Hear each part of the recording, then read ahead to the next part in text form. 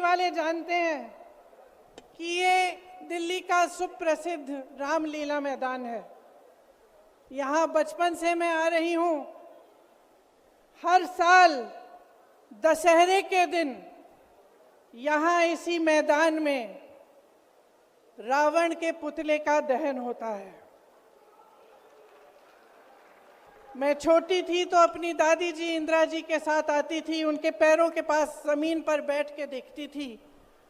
उन्होंने हमारे देश की ये प्राचीन, हजारों वर्ष प्राचीन गाथा जो रामायण है, भगवान राम जी की जीवन गाथा मुझे सुनाई। आज जो सत्ता में है वे अपने आप को राम भक्त कहलाते हैं। इसीलिए यहाँ बैठे हुए मेरे मन में ये बात आई कि उनको इस संदर्भ में कुछ कहना चाहिए। मुझे लगता है कि वे कर्मकांड में उलझ गए हैं। मुझे लगता है कि वे दिखावे में लिप्त हो चुके हैं।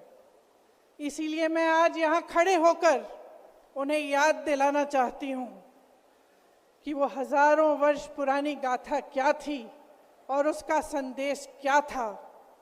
भगवान राम जब सत्य के लिए लड़े, उनके पास सत्ता नहीं थी।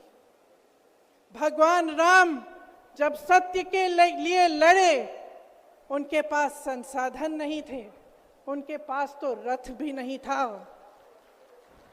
रथ रावण के पास था, संसाधन रावण के पास थे, सेना रावण के पास थी, सोना रावण के पास थी। वो तो सोने की लंका में रहता था।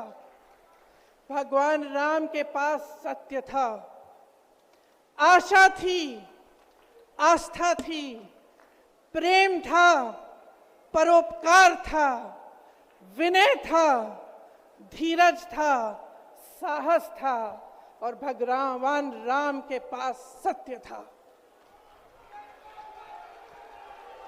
मैं सत्ता में बैठे हुए सरकार के जितने भी सदस्य हैं, अपने प्रधानमंत्री नरेंद्र मोदी जी को याद दिलाना चाहती हूं कि इस जीवन राम भगवान के जीवन गाथा का क्या संदेश था। सत्ता सदैव नहीं रहती, सदैव नहीं रहती सत्ता। सत्ता आती है, जाती है, अहंकार चूर चूर होता है एक दिन।